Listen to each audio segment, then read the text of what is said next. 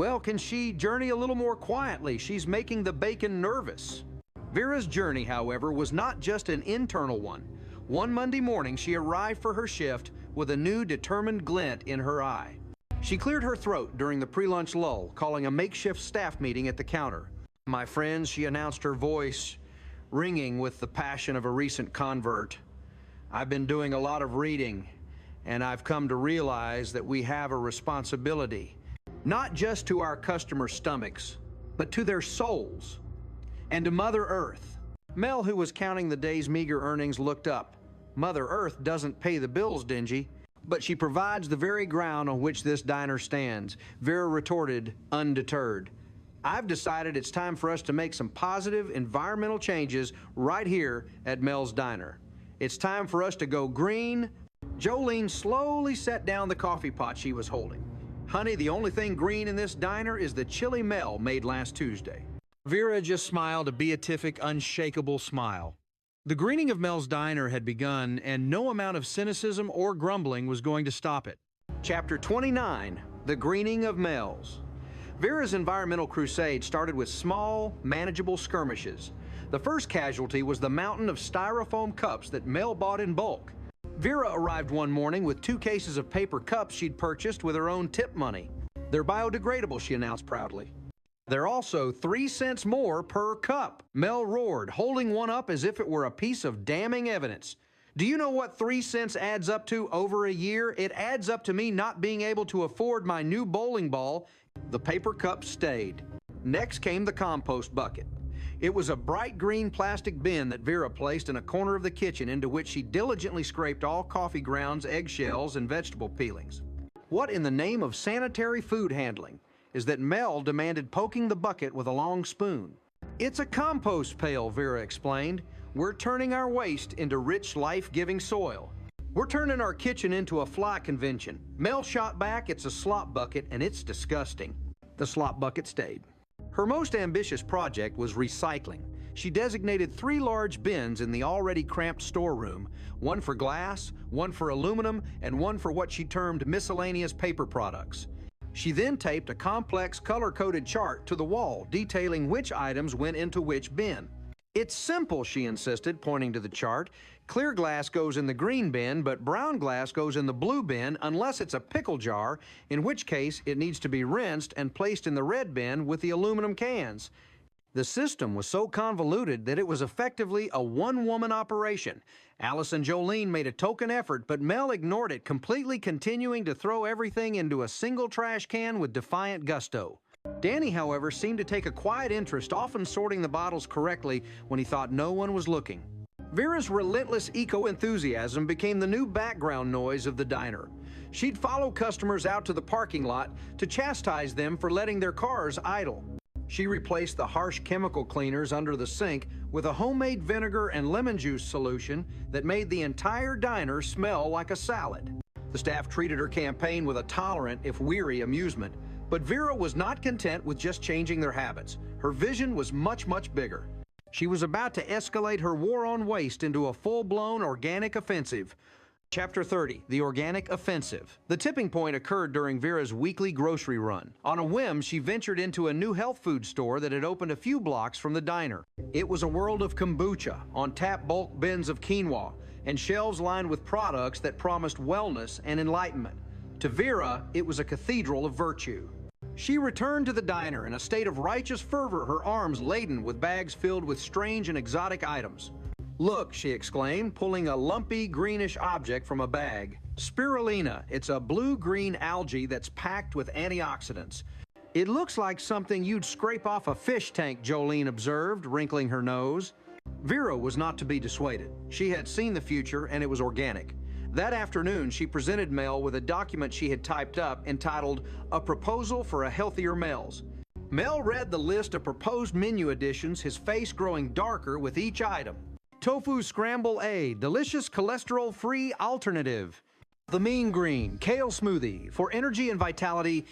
Gluten-free, buckwheat pancakes. Light fluffy and guilt-free, the quinoa power bowl. With roasted vegetables and a tahini dressing. He looked up from the list, his expression, one of profound and utter horror, as if she had suggested they start serving live kittens. "Are you out of your mind?" he finally sputtered. "Tofu kale, what is this stuff? People come to Mel's Diner to clog their arteries in peace. They come here for grease and regret. That's my brand." "But Mel, we could attract a whole new clientele," Vera pleaded. "Yogi cyclists, people who care about their bodies." "I don't want people who care about their bodies," Mel thundered, his voice echoing through the diner. "I want people who are too hungover to care about anything. This is a diner, not a spa. This is an assault, a direct assault on my culinary identity." He crumpled up her proposal and threw it into the trash. "There will be no tofu in my kitchen. Not now, not ever. This discussion is over." But it wasn't over. Vera's proposal, though rejected by Mel, had planted a seed. The diner, once a united front against the world, was about to be divided by the great kale debate. Chapter 31, Ampere's House Divided. Mel's absolute rejection of Vera's healthy menu was a declaration of war, and the diner staff was forced to choose sides. The battle lines were drawn in bacon grease.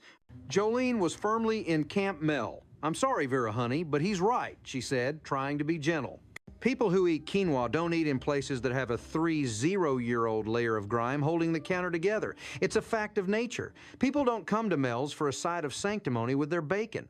Vera, however, found an unexpected ally in Danny. Since the day of the broken dishes, he had started to come out of his shell, and he saw Vera's project as a chance to contribute something of his own. "I think it's a good idea," he said quietly during a break, earning a grateful look from Vera and a scowl from Mel. "My dad, we ate a lot of junk. Fast food stuff from cans. I think it would be cool to cook with fresh ingredients." He had a talent for it, a natural feel for flavors that went beyond Mel's simple fry and serve philosophy.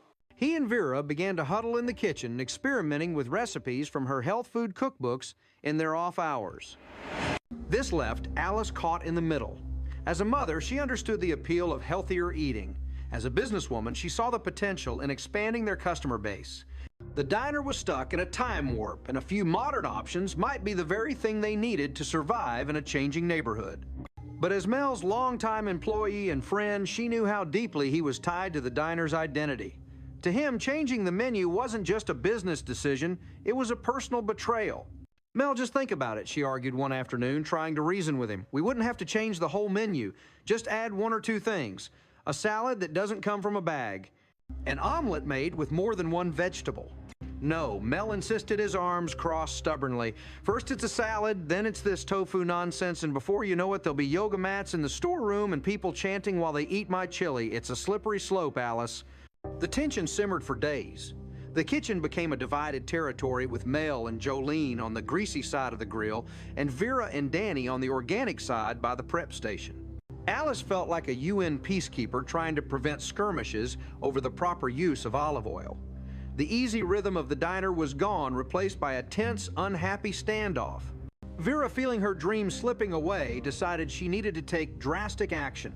She had to prove to Mel that healthy food could also be delicious food. It was time for a taste test. Chapter 32, the Great Tofu Taste Test. Vera, with the zeal of a revolutionary, decided to stage a demonstration. She announced that on Thursday she would be offering a free lunch special to any customer willing to try it. She spent a significant portion of her weekly salary at the health food store, returning with armloads of organic produce, whole grains, and a large, intimidating block of extra firm tofu. "What in God's name are you going to do with that?" Jolene asked, poking the pale gelatinous brick with a fork. "We," Vera announced, gesturing to Danny, "are going to make the most delicious black bean and tofu burgers this city has ever seen. They're packed with protein and flavor." Mel watched the proceedings from his side of the kitchen, his expression a mixture of disgust and morbid curiosity. He refused to participate, but he couldn't bring himself to leave hovering like a health inspector at a rat-infested buffet. Vera and Danny worked all morning, mashing beans, crumbling tofu, and mixing in a secret blend of spices. Alice, playing the role of neutral Switzerland, helped them toast the whole wheat buns and slice the organic tomatoes. The resulting patties didn't look half bad, and they sizzled on the grill with a surprisingly appetizing aroma. At noon, Vera, wearing a chef's hat she'd borrowed from a costume shop, stood by the front door, offering a free burger of the future to everyone who came in. The results were, to put it mildly, mixed.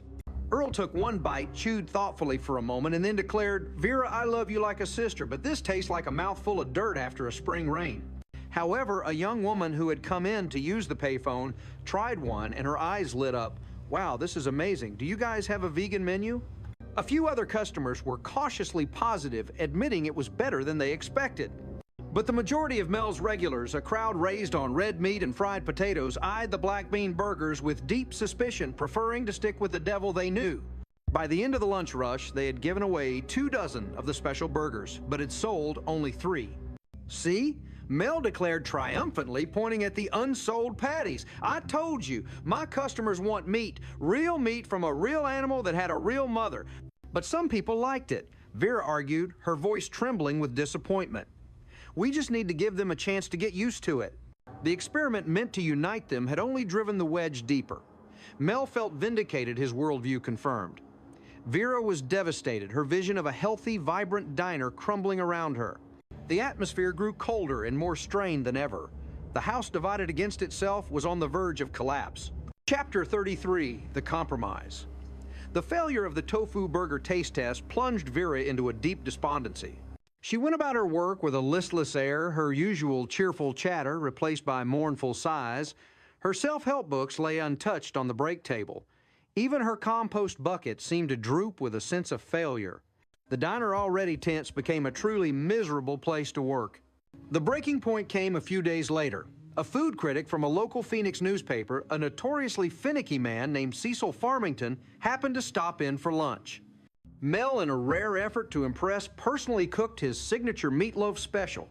Cecil took one bite, made a face like he'd just licked a bus station floor, and promptly sent it back to the kitchen. This meatloaf, he announced to the horrified diner, tastes like a relic from a bygone and deeply unfortunate culinary era. The public humiliation was a blow to Mel's already fragile pride. Later that afternoon, as he scraped the offending meatloaf into the trash, Alice found him staring grimly at the empty dining room. You know, she said gently, maybe Vera wasn't entirely wrong. Mel grunted, not looking at her. I'm not talking about tofu, Mel, she continued, but things are changing. People's tastes are changing. Look at us. We're losing customers. Cecil was a jerk, but he wasn't wrong. Your meatloaf recipe hasn't changed since 1965. It's a classic, Mel defended weakly. It's an antique, Alice countered. Maybe there's a middle ground. She picked up Vera's crumpled proposal from beside the trash can and smoothed it out on the counter. What if we started small, not with kale or quinoa, but with something people actually recognize? What if Danny made a real black bean burger, but we served it with your chili and a slice of cheddar cheese? What if we offered a real salad with fresh greens and grilled chicken alongside the usual iceberg with ranch? She was speaking his language not of health and virtue, but of business and survival. She wasn't asking him to abandon his identity, but to expand it. Mel was silent for a long time, staring at the menu board as if seeing it for the first time. He looked at the sad, wilting parsley in the garnish tray. He looked at Vera, who was sadly polishing the same fork for the 10th time. He looked at Danny, who was sketching a surprisingly beautiful rose on a napkin. All right, he said, the words coming out like he was passing a stone. One special. We'll try one of the kids' bean burgers as a daily special. But if it doesn't sell, he added, pointing a finger at Alice, we're never speaking of this again, and I'm using Vera's compost bucket for an ashtray. It was a concession, a small crack in the dam of his stubbornness. It was a compromise. And in a family as volatile as theirs, a compromise was as good as a miracle. Chapter 34, The Meltdown Burger. The new special christened The Meltdown Burger by Jolene, a name that referred both to the melted cheddar cheese and Mel's precarious mental state, made its debut the following Monday. Danny, with a focus and passion none of them had seen from him before, crafted the burgers himself. He used a new recipe, spicier and more robust than the one from the failed taste test. Alice created a zesty chipotle mayonnaise to go with it. They served it on a toasted brioche bun with a side of Mel's classic greasy French fries. It was a fusion, a bridge between the old Mel's and the new. The first person to order it was Earl. He eyed it with suspicion, poked it with his fork, and then took a large, reluctant bite. His eyes widened.